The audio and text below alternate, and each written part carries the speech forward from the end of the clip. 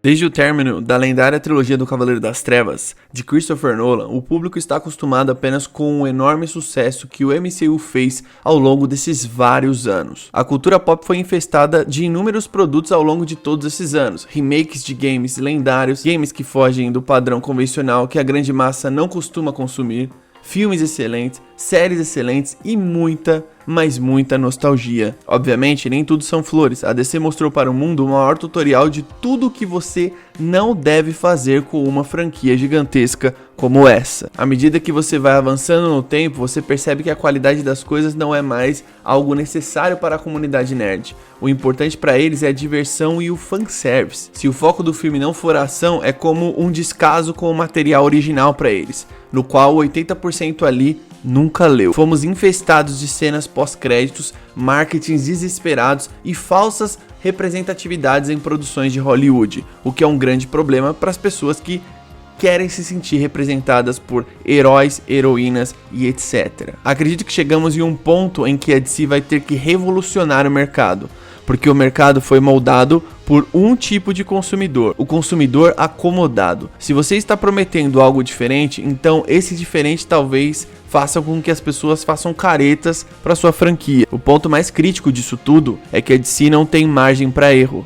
O DC Studios está na prorrogação com gol de ouro, mas para o nerd, diferente talvez não sirva. Obviamente, a qualidade das produções sempre vai chamar a atenção e fazer sucesso, mas trazer um Superman de sunga já deixou muita gente histérica.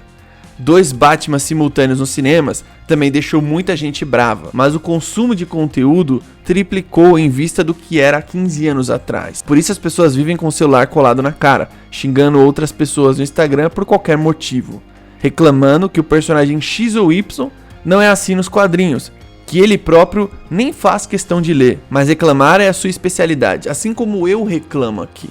E falo sempre, parem de nivelar os maiores super-heróis do mundo por baixo. O universo da cultura pop mudou desde que a trilogia do Nolan foi lançada. O MCU virou um fenômeno e uma criatura que você pensa que está morta, mas não está. A DC, se for a DC que eu passei a amar, se resgatar o espírito da editora, não ser preguiçosa com seus conceitos, histórias e universo, então teremos um monstro inimaginável no futuro, como eu sempre falo. Por fim, o mesmo nerd que reclama que o MCU se perdeu é o mesmo nerd que aplaude qualquer coisa nostálgica que eles fazem, mesmo sem se importar com um grande roteiro, com um filme focado em profundidade dos personagens e etc. Esse é o universo que sempre vai ditar as regras na cultura pop em termos de bilheteria, marketing e hype. Com muitos méritos, é claro, mas que nunca deve se servir de exemplo para a construção do universo DC. Sejam bem-vindos à Terra Zero do Multiverso DC, eu sou o Fernando, vamos falar aí sobre o DC Studios, o DCU especificamente. É sempre bom ter esse tipo de conversa aí com vocês e ver visões diferentes aí nos comentários, o que vocês acham do mercado de filme de super-herói. Vamos falar sobre tudo isso aqui nesse vídeo. Você viu que a thumb é meio pessimista, mas não é meio que pra causar um alvoroço, não é nada disso, é uma coisa meio realista mesmo. Vamos falar sobre tudo isso aqui, sobre DC Studios, mercado, sua concorrente e várias coisas aí que podem prejudicar principalmente o início do começo do projeto de 8 a 10 anos. Lembrando, todos os dias tem 2 vídeos, de manhã às 6 horas e entre às 7 às 8 da noite. A gente fala muito sobre a DC por aqui, apenas sobre a DC. Siga aí nas redes sociais, @TerraZeroDC, Instagram e TikTok, eu posto vídeo lá, diferente dos vídeos que eu posto aqui. Seguinte, o DC Studios ele tem uma missão. Ele vai ter que criar 2 universos, o do Batman, do Matt Reeves, e também o DCU, que vai ser inicializado aí com Superman, Creature Commands, enfim. E ele tem que fazer uma parada que o mercado não está fazendo. O que o MCU fez em 10 anos que deu muito certo? Eles construíram um universo que foi um plano muito bem arquitetado, e eles conseguiram um sucesso absurdo. A marca do MCU ainda é a marca mais conhecida de super-heróis dos cinemas. Então qualquer coisa mais ou menos que eles fizerem e for hypado, vai fazer muito sucesso. Quando eu digo mais ou menos, eu falo em questão de qualidade. De você assistir uma vez, a segunda vez, fala assim, putz, não é tudo isso, né? Então, tipo, qualquer personagem deles que apelar pra nostalgia e fizer isso mais ou menos bem, não precisa nem ser um bom filme, vai fazer muito dinheiro, porque a marca é uma marca de sucesso. E eles vão se escorar em cima disso por muito tempo. Presta atenção, isso aqui não é papo de fanboy, isso aqui é uma realidade. Só a DC pode mudar isso. Só o DC Studios. Não tem outra franquia que vai mudar isso. Só o DC Studios. Por quê? Por motivos óbvios, eu não vou falar aqui. Então, você tem o início do DCU com o Superman, por exemplo, que é um filme que vai estar no mesmo mês do filme do MCU. Eu dei o exemplo de The Batman, né? Eu não lembro que filme do MCU que estava no mesmo mês. Vocês devem saber, escreve aí nos comentários.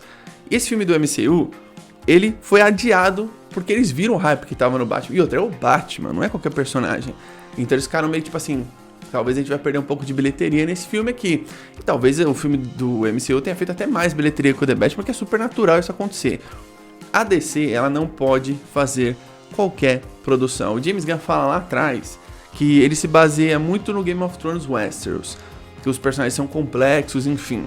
E não quer dizer que ele vai fazer uma novelona, não tem nada a ver. Ele tá falando em construção de personagem. Por exemplo, pega a construção de personagem da Arya Stark.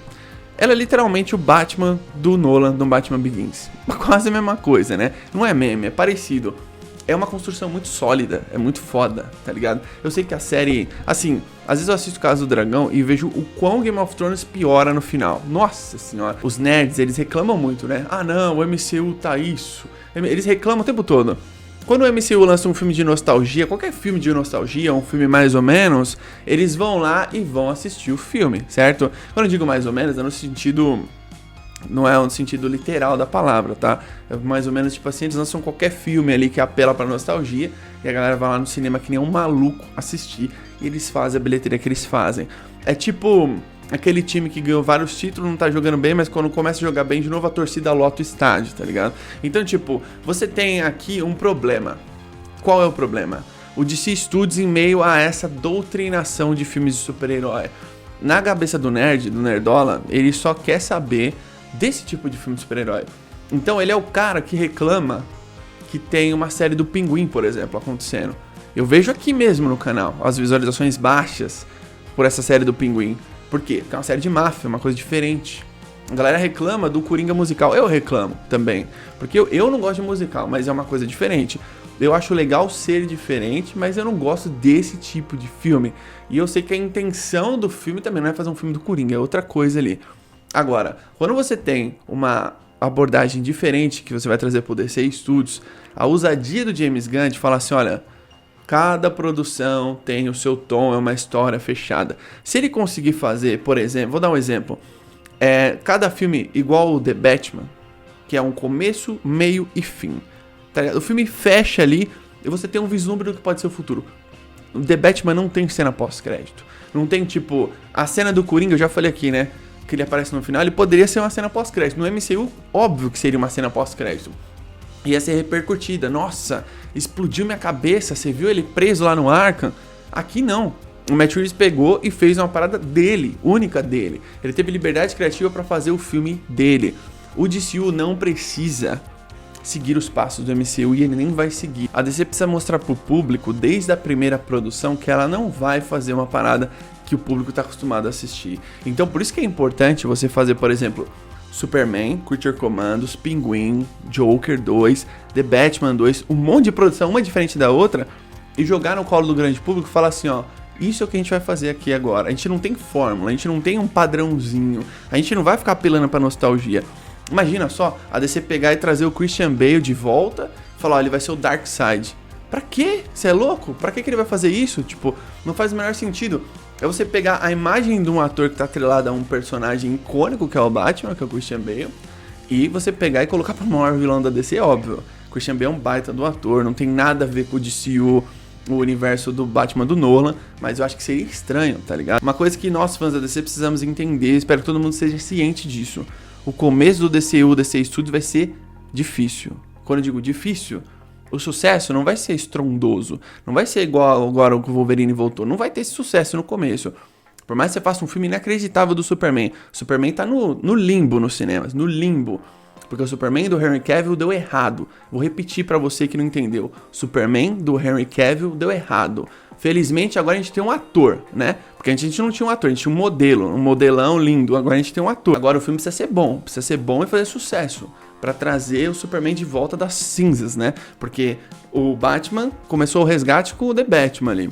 E depois vão ter que continuar no The Brave and the Bold. Então você tem esses personagens que são muito grandiosos da DC, que eles precisam ser bem adaptados. Eu acho que o universo nerd ele tá muito mal acostumado com produções de super-herói. Um tipo de produções. Na cabeça do Nerdola é assim, MCU e Batman. Não existe outra coisa, tá ligado? Então tá na hora da DC começar a mudar isso. Só a DC, só o DC Studios pode mudar isso. Deixa aí nos comentários a opinião de vocês sobre tudo isso. Tamo junto, até a próxima.